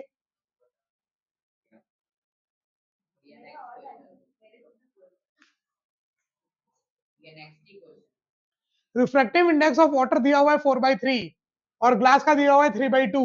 आपको बताना है refractive index of glass with respect to water. बहुत इजी, 2 सेकंड का टाइम, 2 मिनट, 1 मिनट का टाइम स्टार्ट्स नाउ। कहाँ है टाइम? अच्छा, वो इसमें नहीं है, दूसरे में है।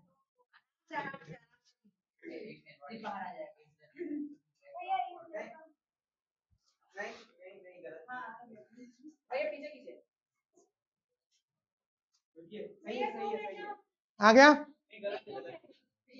अरे क्या था इसमें? कुछ नहीं करना है। अरे तो ये वीडियो मिलेगा तो ये पीडीएफ भी भेज दूंगा पूरी।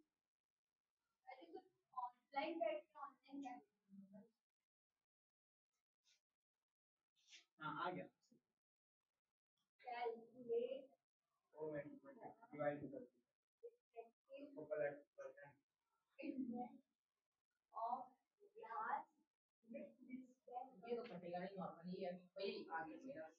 अरे क्या बोला है? रिफ्रैक्टिव इंडेक्स आपको पूछा है क्या? Refractive index of glass with respect to water. Refractive index of water क्या होगा? Ng/Nw। Refractive index of glass with respect to water क्या होगा? Refractive index of glass upon refractive index of water. Refractive index of glass कितना? 3/2 divided by 4/3, मतलब 4 यहाँ, 3 यहाँ, 9/8।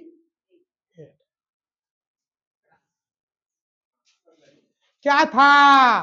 क्यों नहीं बना?